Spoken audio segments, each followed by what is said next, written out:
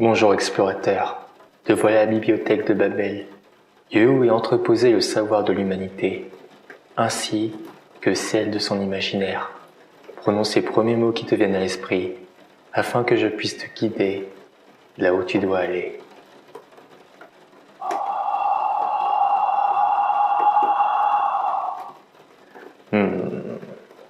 Je vois.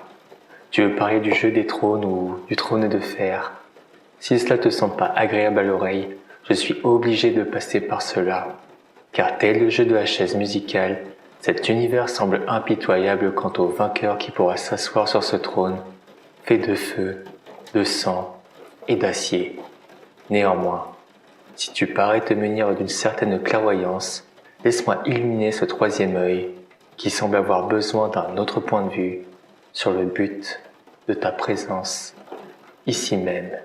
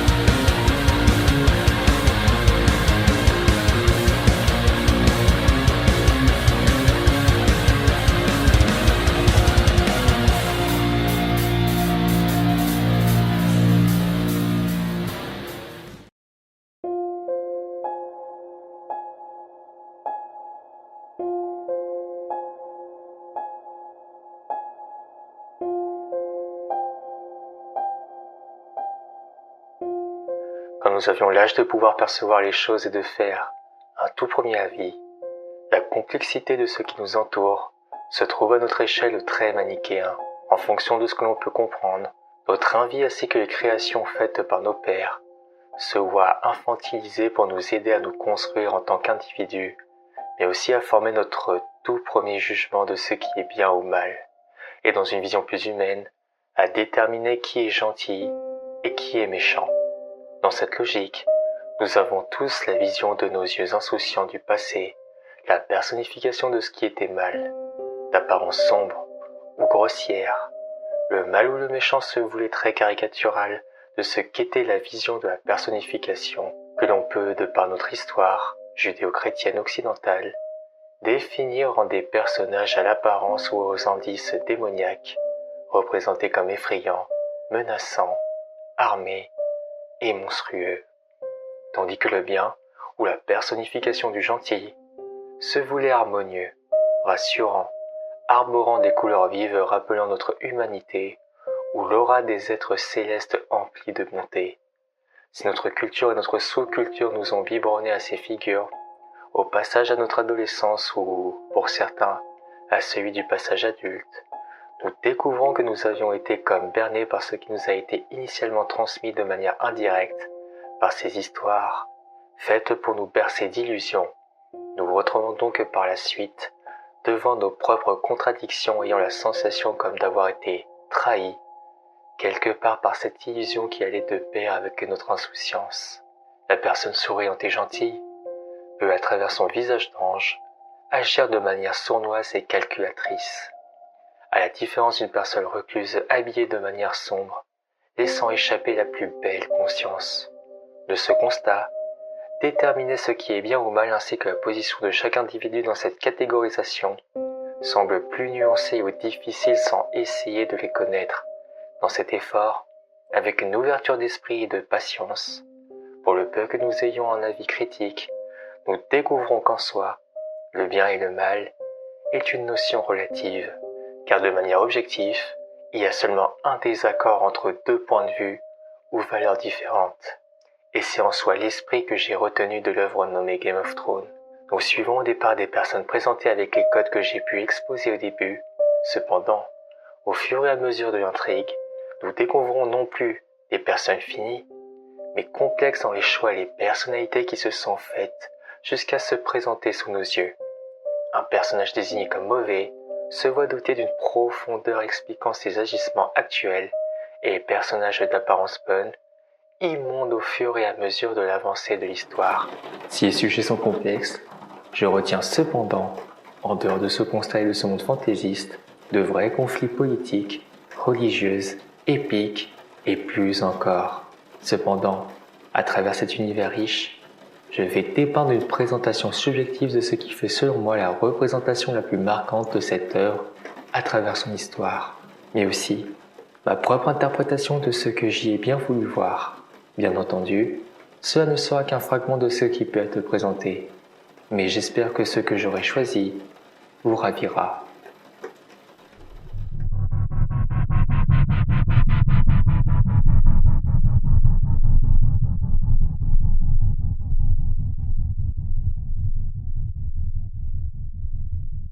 Il y a 40 ou 50 000 ans avant, l'histoire commença d'après nos archives par l'âge de l'Aube. Durant cette période, le continent de Westeros était constitué de forêts et de plaines qui s'étendaient du nord jusqu'au sud. Ce continent était peuplé d'une multitude de créatures dont les enfants de la forêt, vivant dans des villages cachés, des huttes et des grottes. Ils priaient des dieux sans nom et sans visage de la forêt, des cours d'eau et des pierres.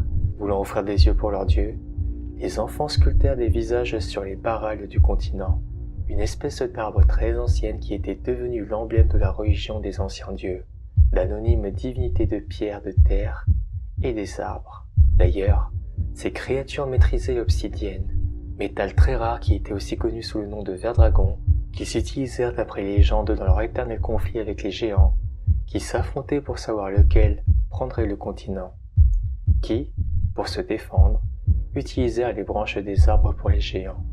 Toutefois, personne ne sortit vainqueur, car un événement allait changer la face du monde, celui de l'arrivée des premiers hommes à Westeros. Ces envahisseurs étaient entrés dans le continent en passant par le bras de Dorne, un passage qui reliait Westeros à Essos, un autre continent à l'ouest, probablement dirigé par celui qui sera appelé plus tard le premier roi, colonisant le continent en détruisant tout. Ils installèrent des huttes et des villages. En faisant cela, les premiers hommes attirèrent la colère des enfants de la forêt qui vécurent cela comme un acte de guerre qui, alors, était déclaré. Le premier roi des hommes, donc, aurait été abattu d'une flèche dans le cœur par un des enfants.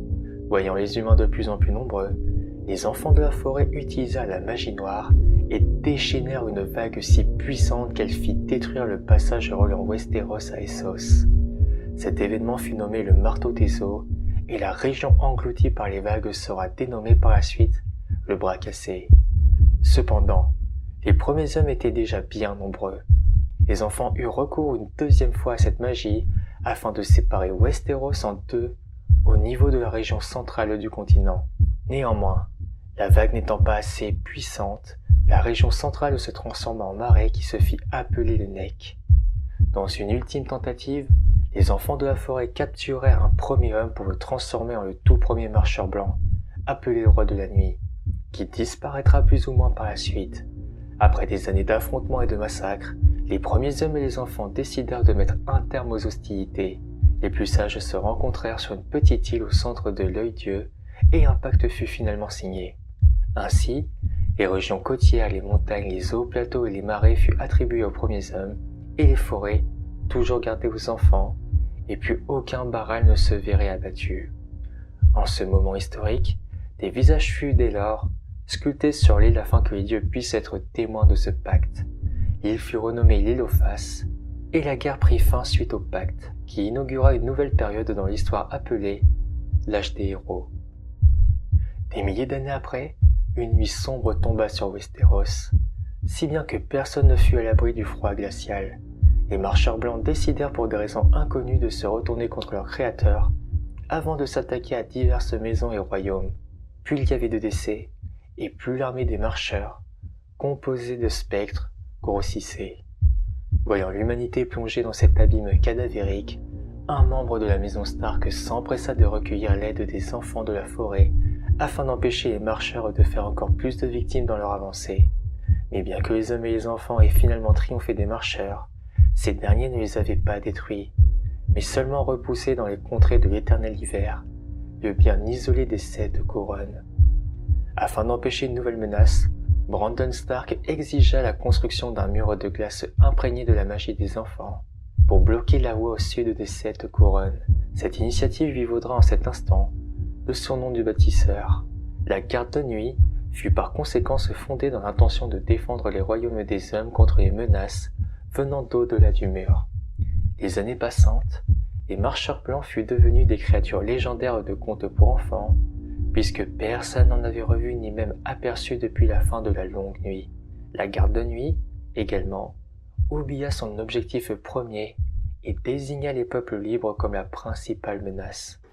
Vous avez ici ce qui constituera la base des légendes de Westeros et sur lesquelles reposera les principaux mystères et le mysticisme, qui englobera le continent durant des millénaires.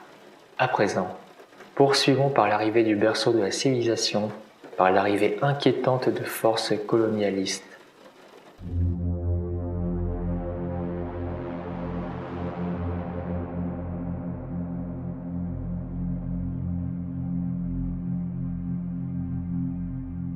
Les Andals étaient des êtres humains avec une grande taille et des cheveux blonds venant d'une région appelée Andalos, sur la côte occidentale du continent d'Essos. D'après d'anciennes histoires, ils vénéraient le dieu des Sept qui se révéla dans les collines d'Andalos, et de là, les Andals se sont mis à vénérer une nouvelle religion, la foi des Sept. Peu de temps après, poussés par la ferveur, les Andals se mirent à traverser le détroit pour conquérir Westeros. Beaucoup de guerriers Andals ont montré leur dévouement en gravant le symbole de leur foi, l'étoile à 7 branches, sur leur front. Les Andals débarquèrent donc dans les doigts, ce qui serait plus tard connu sous le nom de Val d'Arryn. Selon la légende, Sir Artis Arryn, surnommé le Chevalier Ailé, aurait volé au sommet d'un faucon géant vers la montagne la plus haute du Val et aurait vaincu le roi Griffon, le dernier membre de la dynastie des premiers hommes des rois de la montagne. L'émigration andale se poursuivit par vagues à travers Westeros pendant plusieurs siècles. À ce moment, Westeros était une pluralité de centaines de petits royaumes des premiers hommes. Par conséquent, ils n'étaient pas unis pour résister contre les Andals, facilitant leur conquête. Les premiers hommes étaient armés d'armes de bronze, mais les Andals utilisaient des armes en fer et en acier sur le continent pour la première fois. La tactique militaire des Andals mettait l'accent sur des armures complètes de fer lors d'une bataille sur un cheval lourd. Le concept déboucha sur les chevaliers, avec un code de dévouement chevronné lié à la foi des Sept. Les premiers hommes ne pouvaient donc pas résister aux assauts blindés des chevaliers des Andals. Comme les Andals avaient conquis les royaumes du sud de Westeros, ils avaient agressivement condamné le culte des anciens dieux de la forêt des premiers hommes que ces derniers vénéraient, et ils avaient forcé à se convertir à leur religion du dieu à 7 faces. Au fil des siècles, les Andals conquirent Westeros à l'exception du Nord, qui resta inconquis de par les difficultés climatiques, géographiques et militaires nécessitant un tel assaut. Sur ces terres, les Andals virent la magie des enfants de la forêt comme une abomination devant le dieu des Sept.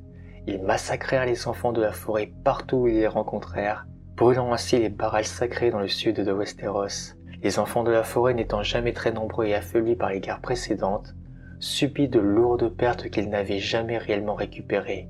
L'invasion des Andals extermina alors tous les enfants de la forêt qui étaient restés. Après cela, ils furent abandonnés dans l'histoire au point que 6000 ans plus tard, beaucoup croyaient qu'ils n'avaient jamais existé. Cependant, les très rares survivants finirent vers le nord du mur, dans la grotte de la Corneille à 3 yeux, loin des humains pendant des milliers d'années jusqu'à l'arrivée de Bran. En raison de leur statut extra-juridique, la garde de nuit au mur ne fut jamais directement impliquée dans l'invasion des Andals. Néanmoins, pour leur part, les Andals virent l'intérêt de soutenir la garde de nuit et son statut extra-juridique pour se défendre contre l'attaque occasionnelle des sauvageons, mais aussi comme un débouché pour leurs propres criminels ou pour les soldats vaincus dans leur guerre. La garde de nuit jura alors de ne pas prendre part à la petite politique qui se déroulait dans les royaumes des hommes et accueillir avec enthousiasme les Andals qui s'étaient portés volontaires pour rejoindre son ordre. Dans l'ensemble, la garde de nuit n'était significativement pas affectée par l'invasion des Andals, et la transition du pouvoir dans les châteaux du Sud les avait peu troublés. Après les Andals, la dernière migration majeure que connut Westeros fut celle du peuple Rhoynar, originaire des berges de la Rhoyne, et fuyant l'expansion des possessions de Valyria, le pape Rhoynar et leur reine guerrière Nymeria accostèrent la terre de l'actuelle Dorne avec 10 000 navires et une armée composée en majorité de femmes. Quelques années après l'invasion, Nymeria épousa Lord de Morse, premier Martell, et les deux époux œuvrèrent à la défaite de leurs rivaux et à l'établissement de la principauté de Dorne dont Morse Martell fut le premier prince. Le pape Rhoynar apporta ses propres coutumes et ses propres dieux dont les traditions persistent encore à Dorne. Ainsi, les souverains de Dorne furent nommés princes au lieu de rois et leur succession fut établie au premier-né, quel que soit son sexe. Et si une grande partie du peuple Rhoynar s'est mis à adorer les 7 dieux des Andals, une minorité révère toujours les anciens dieux de la Rhoyne. Il y a 400 ans, l'empire de Valyria, qui existait depuis plus de 5000 ans et avait abattu l'antique empire Ghiscari, fut détruit par un gigantesque cataclysme. Ce dernier, connu sous le nom du fléau de Valyria, rompit la péninsule à partir de laquelle s'étaient développées les possessions ne laissant qu'un archipel d'îles au milieu d'une sinistre étendue d'eau, la mer Fumeuse. Il est dit que le déclin de la magie fut entamé quelques années avant ou après la chute. Nul ne sait avec exactitude. Les survivants de la chute fuirent le cataclysme par la mer, et une des maisons de la noblesse valérienne s'établit à Pendragon, la famille Targaryen. Ainsi furent nés les principaux camps, dirons-nous, ainsi que les places et lieux connus de nos jours. C'est grâce à ce brassage culturel et conflictuel que la civilisation s'est vue enrichie et les anciennes croyances et être mystifiées pour devenir des légendes du passé. Cependant, d'autres allaient encore entrer dans l'histoire. Comme vous l'avez compris, en vue de la multitude des événements se déroulant dans cet univers, j'espère que vous voudrez bien me pardonner si j'utilise de grands raccourcis, car il m'est impossible de raconter dans les détails chaque événement. Je me focaliserai sur le général, afin que vous ayez les connaissances suffisantes au savoir global de cette œuvre.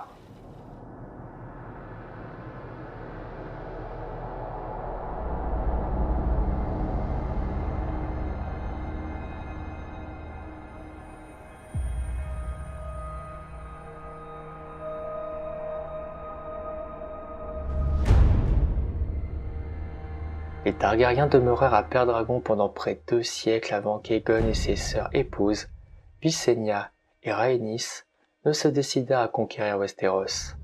Malgré leur petit nombre, les Targaryens furent capables de vaincre leurs ennemis devant eux, grâce à la puissance de leurs dragons, conquérant 6 des 7 royaumes de Westeros en environ 200. Les 6 royaumes vaincus furent unis sous le sceptre Targaryen. Seule la principauté de Dorne parvint à en échapper, et cela pendant encore plusieurs générations. À la mort d'Aegon le Conquérant, la noblesse des 7 couronnes et le clergé des 7 tentèrent de chasser ses descendants, ce qui entraîna une dizaine d'années de troubles connus sous le nom de guerre de la foi. Mais ces tentatives échouèrent, et l'emprise des Targaryens sur le trône de fer en fut encore renforcée. 129 ans après la conquête d'Aegon, les enfants de son descendant, Viserys Ier Targaryen, se livrèrent une lutte fratricide afin d'accaparer le pouvoir sur les 6 royaumes. Aegon II et sa sœur aînée Rhaenyra s'entre-déchirèrent. Les 2 descendants de Viserys moururent pendant la guerre et la plupart des dragons furent exterminés. À la suite du conflit, le pouvoir échut à Aegon III, le fils de Rhaenyra. Ce fut pendant son règne que mourut le dernier dragon des Targaryens. Les rumeurs prétendèrent même qu'Aegon III lui-même empoisonna l'animal par crainte et par vengeance pour le meurtre de sa mère. Certains spéculèrent aussi que ce fut ce terrible événement qui mit fin à la magie dans Westeros. La principauté de Dorne tomba finalement sous la coupe du trône de fer sous le règne de Daeron Ier, le fils d'Aegon III. Daeron Ier conquit Dorne à 14 ans et confia sa gouvernance au seigneur Lyonel Tyrell, qui passa l'essentiel de son temps à lui conserver soumise en luttant contre les rebelles. Lord Lyonel fut assassiné en Grèce en l'an 160 et Daeron Ier mourut quelque temps après à l'âge de 18 ans, en cherchant à mater la rébellion dornienne. Après sa mort, le royaume de Dorne parvint une nouvelle fois à se détacher des 7 couronnes, restant indépendante pendant quelques décennies. Daeron II réussit cependant à annexer Dorne aux autres anciens royaumes en épousant la princesse Marya Martell et en offrant sa sœur en mariage au prince de Dorne régnant à l'époque.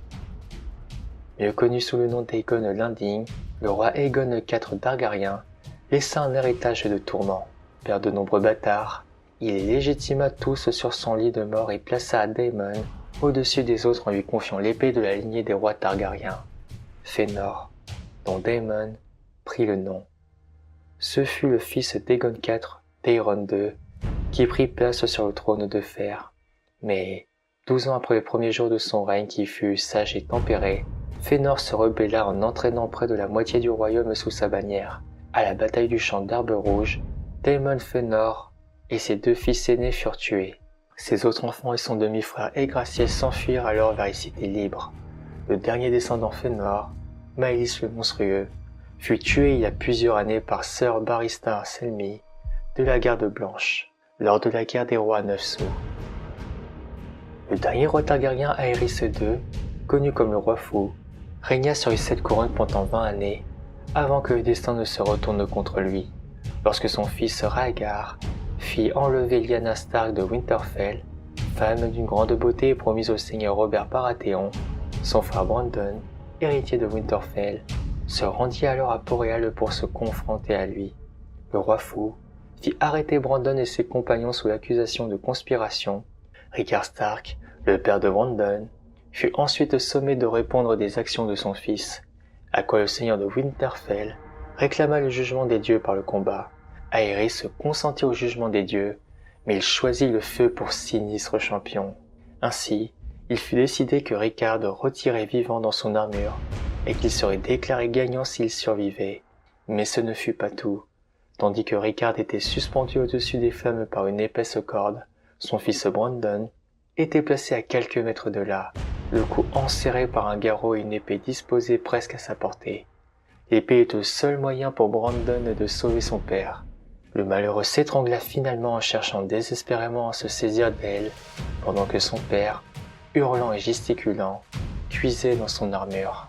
Enfin, Aerys exigea qu'on lui apporte la tête d'Eddard Stark, second fils de Rickard et nouveau lord de Winterfell, ainsi que celle de Robert Baratheon.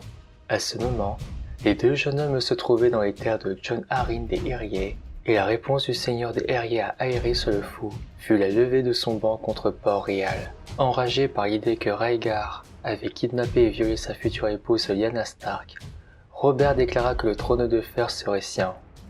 Les combats entre rebelles et loyalistes embrasèrent Westeros, et les armées des rebelles se joignirent au conflant, où ils fracassèrent les forces de Jon Connington, la main du roi.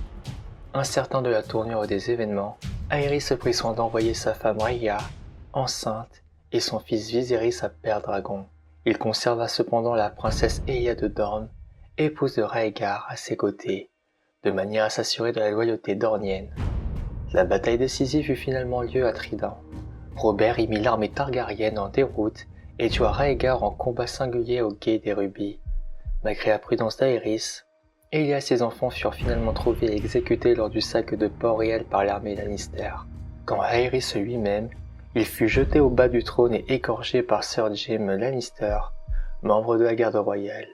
Robert de la maison Baratheon fut alors couronné roi des Andals, de Rhoynar et des Premiers Hommes. Au moment du couronnement de Robert, Eddard Stark et 6 de ses compagnons se rendirent à la Tour de la Joie pour y découvrir Lyanna mourante et entourée de 3 membres de la Garde Blanche. Fidèle à Aerys, Sir Arthur Dayne, Sir Oswald Want et Sir Gerald Hightower. Seul Eddard et son compagnon Howland Reed sortirent de la tour en vie.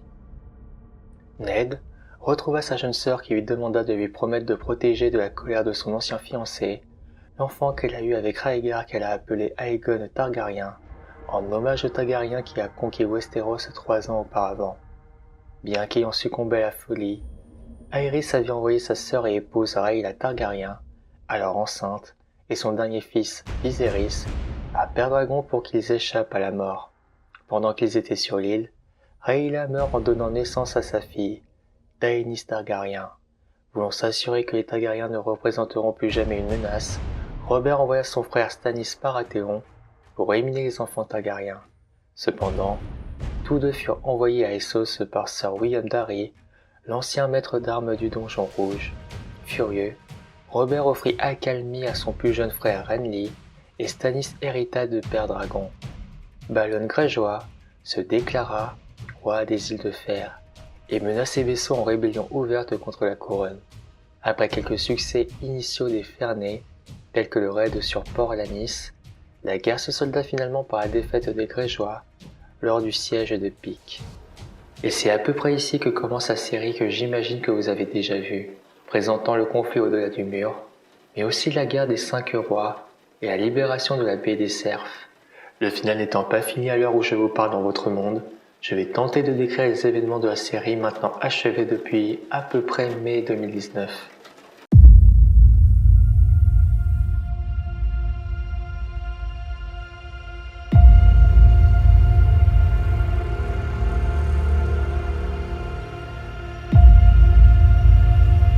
À Westeros, dans le royaume des 7 couronnes, Robert Baratheon, souverain du trône de fer depuis la chute de la maison Targaryen, sentit une terrible guerre arriver. Pour s'y préparer, il confia le titre de main du roi à son ami Ned Stark, régent de Winterfell. Sa fille Sansa fut alors promise à Joffrey Baratheon et devait quitter le nid familial. Son fils Bran fut jeté du haut d'une tour d'un donjon après avoir surpris Cersei Lannister, femme de Robert Baratheon, en train de coucher avec son frère Jaime et devient handicapée. Pendant ce temps, l'héritière de la maison Targaryen Daenerys partit à la conquête d'un allié de taille, Khal Drogo, le redoutable chef de la tribu des guerriers d'Othraki, pour récupérer le trône de fer. L'apprenant, Robert Baratheon ordonne sa traque et son exécution auprès de Ned Stark, qui refusa et démissionna. Déterminé, l'actuel roi des 7 royaumes menaça de le tuer, une chose dont rêvait Cersei, et arriva le drame. Au cours d'une partie de chasse, ivre, le roi Baratheon est grièvement blessé par un sanglier. Avant de mourir, il nomme Ned Stark comme Lord Régent et protecteur du royaume des 7 couronnes. Cette annonce fit grincer les dents son épouse. Dans l'ombre, elle annula les dernières volontés de son mari et fit emprisonner Ned Stark pour l'empêcher de parler et de révéler en outre le nom du vrai père de ses enfants. Cette arrestation marqua le commencement d'un conflit vertigineux entre les Baratheon et les Stark. Catelyn, la femme de Ned, et Robb, leur fils aîné, kidnappèrent Tyrion et Jaime Lannister afin de ne pas perdre la face au devant de négociations effrénées. Ned Stark fut finalement décapité sur la place publique sous les yeux de ses filles perdues au milieu de la foule. Après la mort de Robert Baratheon, le royaume connut une situation de chaos sans précédent. Joffrey Baratheon monta sur le trône et sema la terreur, aussi bien sur son peuple qu'auprès de sa promise Sansa Stark, encore sous le choc d'avoir vu son père se faire décapiter. De son côté, sa sœur, Arya, fut prise sous l'aile de Sandor Clegane, dit le limier, et la jeune femme se fit capturer et rencontra Jaqen H'ghar, chef des Sans-Visages, à Harrenhal. Dans le même temps, les frères de Robert Baratheon, Stannis et Renly, se concentrèrent en vue d'une attaque de Port-Réal où se trouvait le roi Geoffrey. Robb Stark fit de même avec la maison Greyjoy et tenta de négocier la libération de ses 2 sœurs puisque le fils aîné de Ned Stark était persuadé qu'Arya était avec Sansa. De retour chez les frères Baratheon, Stannis fit assassiner son frère par Mélisandre, une prêtresse de Herlor, venue d'Asshai. Pendant ce temps, Robb Stark poursuivit les négociations avec les Lannister pour libérer ses sœurs et rompit la promesse qu'il avait faite à Walder Frey concernant le mariage arrangé qu'il devait faire avec l'une de ses filles. En effet, lors d'une bataille, il rencontra Talisa, une guérisseuse, et tomba immédiatement sous son charme et décida de l'épouser. Son demi-frère Jon Snow était parti de l'autre côté du mur avec la garde de nuit pour traquer les sauvageons. Et si les hommes en noir furent impitoyables, le bâtard de Winterfell fut séduit par Ygritte, sauvage aux cheveux roux. Au même moment, après avoir été lâchement abandonné par Edison et Graine, Samwell Tarly, un autre garde, fut face aux marcheurs blancs. Enfin, sur les terres d'Essos, Daenerys avait dû se résoudre à tuer son mari Drogo, blessé lors d'un combat. Elle perdit en même temps l'enfant qu'elle portait, mais devint mère de 3 dragons, nés d'œufs fossilisés, offerts lors de ses noces. Après qu'elle s'échappa de la ville Car, ses enfants, à peine nés, se firent capturer. Elle décida donc de réduire la ville en cendres. Tandis que Tywin Lannister, le père de Jaime, Tyrion et Cersei, enchaînait les magouilles pour arriver à ses fins, sa fille annula les noces entre Joffrey et Sansa. La reine préféra Marguerite Tyrell au grand bonheur de son fils. Ce n'était pas pourtant que la fille de Catelyn Stark était tirée d'affaire. Au contraire, elle dut se résoudre à épouser Tyrion Lannister, et au même moment, toujours sous l'emprise du clan Stark, Jaime poursuivit son chemin vers Port-Réal aux côtés de Brienne de Torf. C'est pendant ce voyage que le malheureux perdit sa main droite à la suite de l'attaque de la maison Bolton. De son côté, Robb Stark fut pris de remords vis-à-vis de Walder Frey. Pour tenter de se faire pardonner, le Linter de Winterfell proposa à Walder de donner la main de sa fille qui lui était promise à son oncle, Edmure Tully. Mais tout ne se passa pas comme prévu. Walder Frey prétendit accepter avec plaisir, mais fit assassiner les Stark et tous les seigneurs du Nord présents pour l'occasion, ainsi que leurs soldats. Ce furent les fameuses noces pourpres qui furent en réalité commanditées par les Lannister. Non loin de là, dans la cour du manoir, Arya Stark essaya de se faufiler dans l'espoir d'y retrouver sa mère en vain. Elle s'enfuit à cheval aux côtés de Sandor Clegane, le Nord et les Stark qui désormais sans leader, voyaient le château de Winterfell réduit à néant après la traîtrise de Theon Greyjoy. Il fut capturé par le tortionnaire Ramsay Bolton, qui l'émascula, le réduisant à l'état d'esclave et le renomma Schling. Au-delà du mur, Jon Snow avait rallié les sauvageons à sa cause et était toujours épris de la belle Ygritte. Les marcheurs blancs gagnaient du terrain, si bien que Samwell alla de nouveau devoir faire face à eux et en tuer un. Grâce à son poignard fait de verre-dragon, il prit ensuite la fuite en direction de Fort Knox, où ils retrouvèrent Bran, Hodor, Jojen et Mirarid. Enfin, à Essos, Daenerys Targaryen prit de l'assurance. Après avoir réduit en miettes Qarth et récupéré ses enfants, elle vogua vers la cité rouge d'Astapor qu'elle annexa. Elle fut rejointe par l'armée des Immaculés qui protégeait la ville et commença à préparer son voyage vers Westeros pour partir à la conquête du trône de fer. Toujours en fuite, Bran et Rickon Stark fut traqué par la maison Bolton, et si Roose mena les recherches, Ramsay ordonna à Schling de récupérer Maud Catelyn et contrôla désormais Winterfell. À Port-Réal, Joffrey et Margaery s'apprêtaient à se marier dans une ambiance austère. De retour auprès des siens, Jaime est mis sur le banc de touche de la garde royale par Tywin, le chef de file des Lannister en raison de sa main manquante, comptant désormais sur Bronn pour lui apprendre à manier l'épée de la main gauche. Toujours à la capitale, la ville Cersei découvrait que son petit frère Tyrion était pris d'amour pour Shae, une prostituée, qu'elle finit par faire tuer. Mais il en sera de même pour le jeune Joffrey qui fut empoisonné pendant son mariage. Dans la panique, Sansa parvint à s'échapper avec Lord Baelish et Tyrion fut accusé du meurtre de son neveu. Le procès de Tyrion aboutira sur un duel judiciaire. Représenté par Oberyn, il affronta Gregor Clegane, qui se battit pour la couronne. Une aubaine pour la vipère rouge de Dorne, qui rêvait de venger sa sœur tuée et violée par la montagne. Malheureusement, il fut tué par son adversaire et Tyrion Lannister fut condamné à mort. Mais contre toute attente, Jaime intervena et l'aida à s'échapper. Seulement, avant de quitter Port-Réal, Tyrion tua son père Tywin d'une flèche dans le cœur et prit le large pour aller à Essos avec Lord Varys. Là-bas, Daenerys poursuivit la reconquête des cités esclavagistes et forma une armée monstrueuse toujours en prévision de conquérir l'Ouest. De l'autre côté du mur, Jon Snow fut rattrapé et accusé de haute trahison, mais resta en vie. Château Noir, le camp de la garde de nuit, fut attaqué par les sauvageons et arriva à l'emporter et fit prisonnier Mance Rayder, le leader de ces derniers.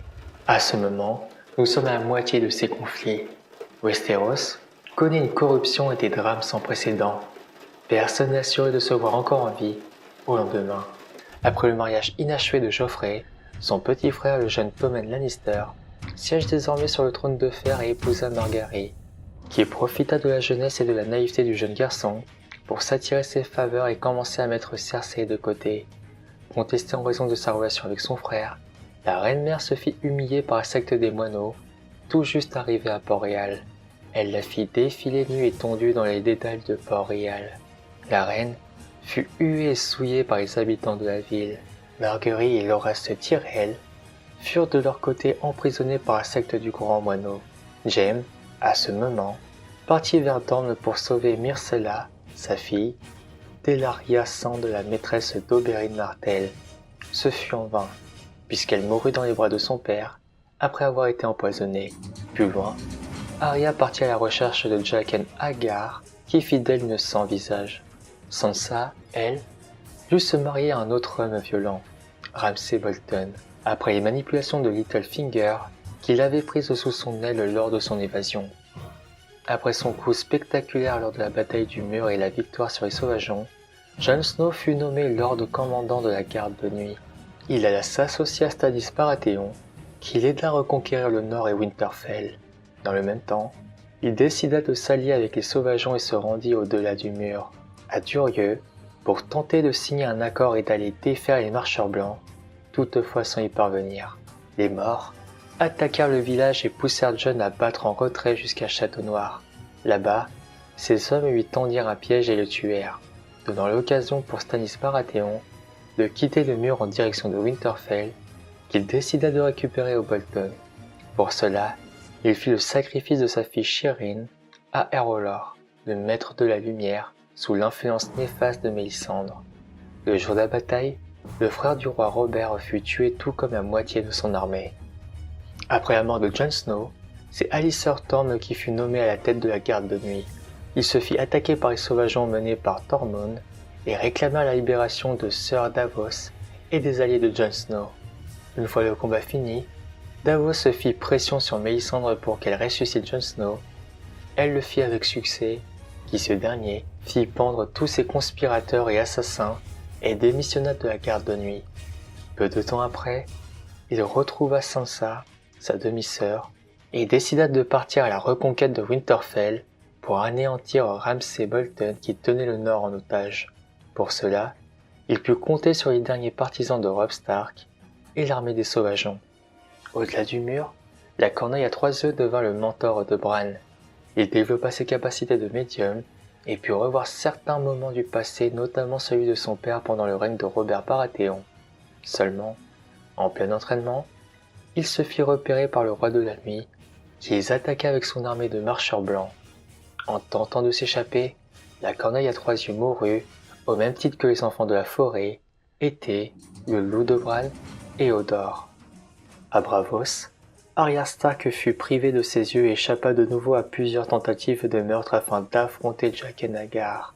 À l'issue de son combat, victorieuse, elle reprit la route de Winterfell toujours en main de la famille Bolton. Et Bolton, dont Rose, le patriarche, fut assassiné par Ramsay, son fils illégitime. Une fois autoproclamé suzerain de Winterfell, il captura Rickon Stark et Osha. Il tua la sauvageonne, mais garda le jeune garçon en otage. Dans le même temps, Schling s'échappa des griffes de Ramsay et retrouva sa sœur Yara aux îles de Fer, où il apprit la mort de son père, Balon, tué par son oncle Euron, qui brigua le trône de Sel. Ils fuirent donc tous les deux avec les Fernets en direction d'Essos. Et justement, à Essos, Daenerys Targaryen fut prisonnier d'une horde d'Othraki menée par Khal Morro. Elle réussit finalement à piéger ses geôliers et fit brûler leur temple.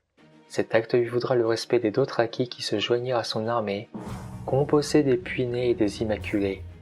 Et avant de partir pour de bon pour Westeros, la Khaleesi voulut libérer Meereen des esclavagistes qui avaient effectué un soulèvement, malgré la présence de Tyrion, Lord Varys, Missandei et Vergris, réquisitionnant leur flotte. À Westeros, Brienne de Torf arriva à Viveig et constata l'état de siège par l'armée des Lannister dirigée par Jaime, et Edmure Tully tua le sciure. Néanmoins, Brienne s'échappa avec Podrick. De retour à Winterfell, Rickon se fit abattre froidement pendant la bataille des bâtards, où Jon Snow fut sauvé de justesse par Sansa et Littlefinger, qui pouvaient compter sur le soutien des chevaliers du Val. La jeune femme tua Ramsay et reprit Winterfell. De son côté, Sam, Ver et son fils tentèrent de se rendre à Corcolline, fief de son père, Randil Tarly. Après des retrouvailles mouvementées, le couple décida de s'en aller pour Villevieille et prend avec lui Coranvin, une épée faite d'acier valérien.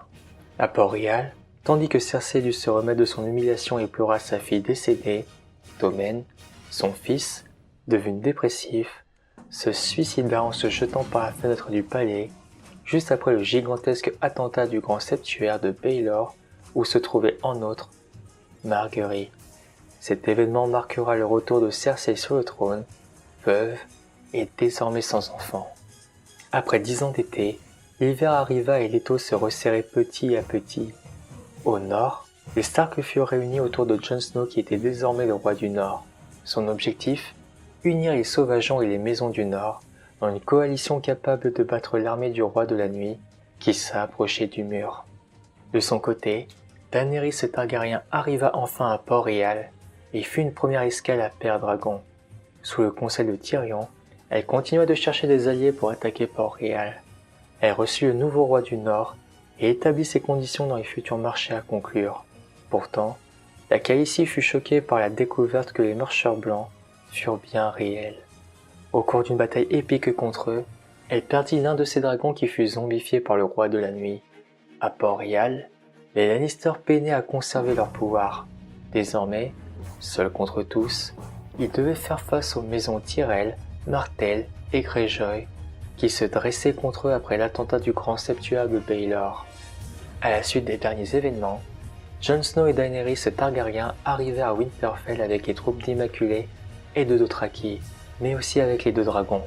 Malgré la réticence du peuple du Nord à accueillir une étrangère, tous allaient se préparer à une bataille sans merci contre l'armée du roi de la nuit, dont l'arrivée était désormais imminente.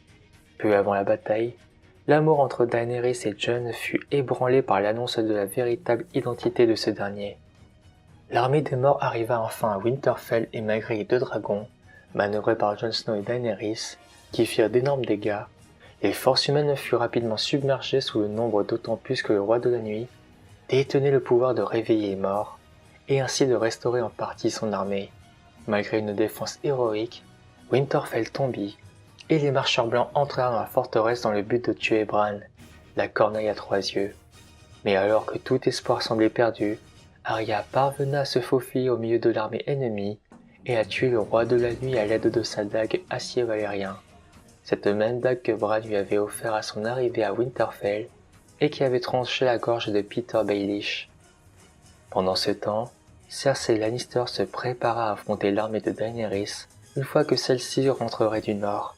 Elle obtint le soutien de la Compagnie Dorée, organisa les défenses de la ville en équipant notamment les tours des remparts de la capitale de Baliste et envoya Euron Greyjoy, dont elle s'était assuré l'allégeance en lui promettant le trône, à la tête de la flotte des Fernets, pour tendre une embuscade à son ennemi. Lorsque Daenerys arriva au sud par la mer, son armée tomba dans le piège tendu par Aeron. Rhaegal fut tué par les balistes et Missandei fut capturé. Malgré une tentative de négociation menée par Tyrion Lannister, Cersei refusa tout compromis et fit exécuter la fidèle amie de Daenerys aux yeux de tous. Après la perte de son fidèle conseiller Jorah Mormont pendant la bataille de Winterfell, l'ébranlement de sa légitimité au trône à la suite de la divulgation de la véritable identité de l'homme qu'elle aime, Jon Snow ou Aegon Targaryen, la perte de son ami la plus proche et de 2 de ses dragons, Daenerys se sombra brutalement dans la folie. La bataille de Port-Réal tomba désormais inévitable et rapidement, capitulant devant la suprématie de l'armée de Daenerys. Mais celle-ci réduit à feu et à sang la capitale sans défense avant de faire tomber le donjon rouge, place forte de la ville où Cersei se retranchait. À la suite du massacre de Port-Réal, Jon fut indécis entre l'amour qu'il portait à sa reine et à la monstruosité dont elle avait fait preuve un peu plus tôt. Mais Tyrion, refusant de servir plus longtemps la reine, parvient à convaincre Jon de mettre fin au règne de Daenerys qui ne s'arrêtait manifestement pas à cette dernière conquête. Dans la salle du trône, il tua la reine d'un coup de dague en plein cœur, juste avant que Drogon ne fît fondre de son souffle, symboliquement, le trône de fer, pour voler vers l'est avec le corps de sa mère morte. Après ces événements, les seigneurs de Westeros se furent réunis dans un conseil extraordinaire pour déterminer l'avenir du royaume des 7 couronnes. Grâce aux propositions de Tyrion, Bran Stark fut choisi par le conseil et nommé Bran dit le Rompu, premier du nom, roi des 6 couronnes. Le Nord souhaitant devenir indépendant, Sansa Stark devient ainsi la première reine du Nord. Jon Snow fut pour sa part exilé dans la garde de nuit, où il fut accueilli par les sauvageons. Il partit enfin au nord du mur à la tête du peuple libre, devenant ainsi le second roi au-delà du mur. Arya se dirigea vers les terres inconnues de l'Ouest encore non répertoriées. À présent que vous avez l'histoire d'une manière large, interrogeons-nous sur ceci. Et si au-delà d'une cosmogonie complexe, cette œuvre était tout bonnement une œuvre pornographique? Au niveau fantastique, la mort et le sexe sont deux grands mystères de la vie. En psychanalyse, il y a trois grands registres, le réel, l'imaginaire et le symbolique. La mort et le sexe sont ce que l'on appelle du réel. On ne peut pas aborder le réel de front.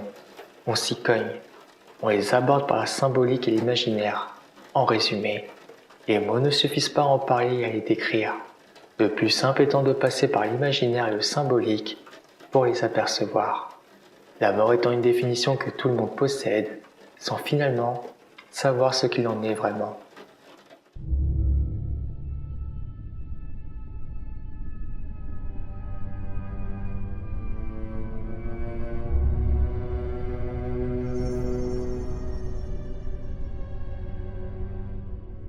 Bien que les définitions de la pornographie soient nombreuses et variées, il n'en existe pas de fondamentale, claire et universellement acceptée.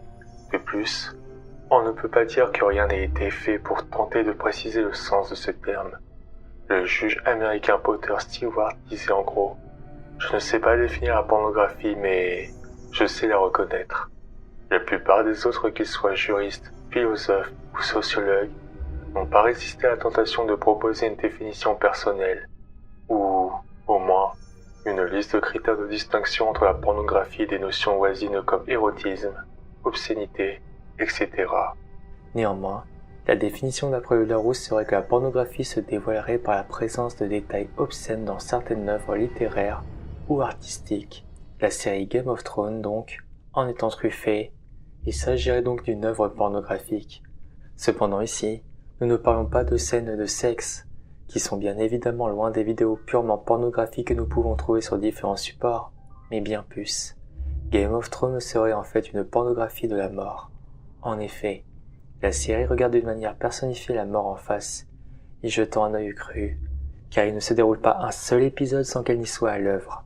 Les héros sont régulièrement tués, et d'autres prennent immédiatement leur place. Les héros de la série vont eux-mêmes en série. La série n'aurait pas besoin de héros récurrents, permanents. C'est la valse des héros. Une fois cette interprétation posée, pourquoi alors parler d'une pornographie de la mort? Prenons la pornographie et la mort. Dos à dos, ces signifiants ont l'air de se différencier, de ne pas s'associer, de ne pas pouvoir s'accorder. Cependant, cette locution suivante trouvée par Geoffrey Goret semble appropriée, nous allons voir ensemble pourquoi. La pornographie est, sans doute, le revers, l'ombre de la pruderie, de même que l'obscénité est une doublure de la bienséance. Pour lui, il y a un parallélisme entre les fantasmes qui titillent notre curiosité, quant au mystère du sexe et ceux qui la titillent à l'endroit de la mort. Dans notre société, la mort s'est ensauvagée, pour se trouver finalement déniée, se transformant en une question de tabou. Ce qu'expose ce Game of Thrones, c'est un certain aspect de l'expérience humaine et intrinsèquement considéré comme honteux ou répugnant. D'ailleurs, de manière abrupte, il les expose tous, sexe, inceste, viol ou mort. Pour nous donner des titres de comparaison, au XIXe siècle, nous avons des exemples notamment dans les romans de Zola, où tout le monde était invité à penser la mort, à fantasmer et donc à en parler, le tabou devenant sexuel. D'ailleurs, l'histoire même de la morgue nous démontre ce glissement de tabou. Si au départ le lieu était un moment de sortie en famille, les corps exposés nus se voient dès lors censurés par des ronds de cuir cachant les sexes, pour terminer en un lieu clos et secret. Toutefois, la porte ne s'est pas seulement fermée sur les cadavres, voilant ainsi le regard. La porte s'est ainsi donc close sur les récits qui permettaient d'habiller les corps morts, en voulant protéger les femmes et les enfants. La conséquence en était de laisser les sujets en proie à l'image crue du corps sans vie, ne possédant plus aucun recours à l'imaginaire ou à la symbolique, face à un réel jugé d'innommable. On isole la possibilité d'inventer, de théoriser l'énigme du corps, de produire du fantasme en somme, laissant alors le regard la proie du réel du corps mort. Ce qui fut un moyen de figurabilité, si j'ose dire, de la mort, elle fut par conséquent réprimée et figée. Plutôt qu'ouvert à l'énigme de par l'imaginaire, ne laissant place qu'à la sidération et la perplexité de cet imaginaire pétrifié par l'image elle-même. Cacher ainsi le sexe des cadavres fut au contraire de ce qui était recherché, une manière de le révéler, d'attirer, d'orienter l'attention du regard dessus, érigeant par là même le tabou du sexe en totem et opérant ainsi le glissement de tabou du sexe sur la mort. Au XXe siècle, il semble s'être produit dans la pudibonderie un changement passé inaperçu, tandis que l'on commençait à pouvoir parler de la copulation, en particulier dans les sociétés anglo-saxonnes. Il devenait de plus en plus choquant de parler de la mort en tant que phénomène naturel. Les processus naturels de putréfaction et de composition sont devenus répugnants, aussi répugnants que les processus naturels de l'accouchement ou de la copulation pouvaient l'être il y a un siècle. Les horreurs sont implacablement camouflées, l'art des embaumeurs était celui du déni total. La mort ensauvagée, nous laissant sans aucune référence fantasmatique, George Martin nous offre donc par ce ballet des héros une sorte de banquet de la mort, comme un buffet sexuel que nous offrent les sites pornographiques, laissant les amateurs de littérature pornographique ceux-là même dont l'aptitude à fantasmer est faible, et dont la demande est insatiable, constituer un marché de consommation pour les fantasmes imprégnés du pornographe. De par l'ensauvagement de la mort donc, notre aptitude à fantasmer se trouve affaiblie. Nous sommes donc en regardant cette œuvre de consommateur de fantasmes à l'endroit de la mort. La saga est ainsi à rebours de cette volonté d'en finir avec la mort et prend le parti de nous réconcilier avec elle. En lui donnant le beau rôle d'épisode après épisode, la série nous force à considérer sa puissance et sa grandeur, jusqu'à presque nous la faire aimer, dans tous les cas, ne pas l'occulter ni la nier ou la fuir. On se connecterait ainsi à Game of Thrones, comme on se brancherait à un site pornographique pour tenter d'animer la représentation de la mort qui est figée dans notre société. Le spectateur dont l'esprit se vit passer maître de l'esquive de son propre trépas à venir, en voici qu'il ne veut plus l'éviter, si bien qu'il en redemande même. Si nous avons des difficultés à parler comme la mort et qu'elle s'est ensauvagée, pourquoi est-on si fasciné par Game of Thrones? En premier lieu, la série est une forme de crise de notre époque, et que les séries télévisées en sont l'expression. Le monde de la série montre le monde de la crise en série. La crise est sérielle, la série est sa forme. Avec sa cascade de héros qui défilent, on pourrait conclure que Game of Thrones est une vanité démocratique prêchant que nous sommes tous mortels, égaux devant la mort. Démocratie des héros et des hommes, car nous sommes tous des héros, puisque nul n'est irremplaçable. Notre société est donc productrice et consommatrice de séries, et malgré leurs sujets souvent fantastiques, voire fantaisistes, on peut voir à travers elles la santé de la société. Game of Thrones nous met donc face à la mort et à ses atours de douleur, de chagrin, de peur et de puissance, mais aussi d'acceptation et d'oubli. Comme un miroir de la réalité, la série nous pousse à digérer sa fatalité. C'est aussi parce que ces morts passent par le truchement du virtuel que nous pouvons mieux l'aborder. Dans la fiction, la mort est acceptable, car elle est purement virtuelle. Nous savons que les comédiens ne meurent pas. Nous nous en amusons même en comptant le nombre de fois d'ailleurs où Sean Bean meurt à l'écran. La mort fascine naturellement, et elle est ainsi exorcisée et même magnifiée à l'écran, poussée la plupart du temps à son paroxysme. Remettre des mots sur la mort permet par l'exposition crue, pornographique des exécutions, de rétablir si ce n'est du discours du fantasme, le truchement du virtuel ou encore le massacre de la famille Stark. Nous rappelons que nous avons toute la vie pour ne pas penser que notre tour viendra un jour, comme un hiver éternel auquel nous ne pouvons échapper. Cependant, la série par sa forme impose intrinsèquement une image, un imaginaire, l'image de l'exécution où elle est exposée crûment. En tant que telle, elle ne permet plus de se créer ses propres images. Nous devons donc ici faire une distinction entre l'obscène qui fait rire et qui défoule, et la pornographie qui impose un silence peuplé d'arrière-pensées et de fantasmes. Cet imaginaire imposé tente alors tout de même de combler un trou du discours. Ce dont il s'agit en fait, ce n'est donc pas de la mort en tant que telle, en tant que réel absolu qui ne ment pas, mais bel et bien le rapport que tout à chacun entretient avec elle. Bien que la mort est une évidence, il nous est pourtant impossible de nous la présenter, car au niveau inconscient, chacun est persuadé de sa propre immortalité. Pour effet que chaque sujet devant la mort virtuelle des héros mais psychiquement en jeu au final sa propre mortalité, une manière en même temps de mettre la mort à l'écart en passant par le virtuel, pour mieux la regarder en face, une manière de lui faire un pied de nez, une sensation de la contrôler. Vivre ne trouverait de sens qu'à ce que le vivant reste redevable d'une mort à la nature. Considéré à partir d'une telle perspective, la vie est l'élément d'une transaction dont la solde doit rester nulle. Le rapport à la mort agit forcément sur notre vie. Davantage dont un banal constat, cet énoncé est une maxime, le relais d'une éthique selon laquelle au ressort d'une vie il y a une perte, celle de la vie elle-même. Convertir cette perte d'une dette ne fait qu'obscurcir notre relation à la mort qui, devenue représentable, est nommable et par conséquent peut être tenue à l'écart. Notre relation à la mort est une raison de vivre. Si nous n'aimons pas la pornographie moderne de la mort, alors nous devons rendre à la mort celle naturelle, son appareil, sa publicité, réadmettre la fiction et le deuil. Dans Game of Thrones, seule une mort est de manière anecdotique, naturelle, celle du maître Aemon Targaryen qui meurt de vieillesse à l'âge plus qu'honorable de 104 ans. Cette exception renforce donc non seulement l'importance du personnage, mais aussi révèle la publicité de la mort naturelle dans une boucherie sans nom.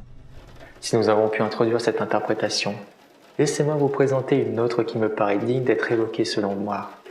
Car si nous parlons d'une certaine symbolique de la mort, j'aimerais partager avec vous cette vision divine que j'affectionne tant elle semble omniprésente dans cette œuvre.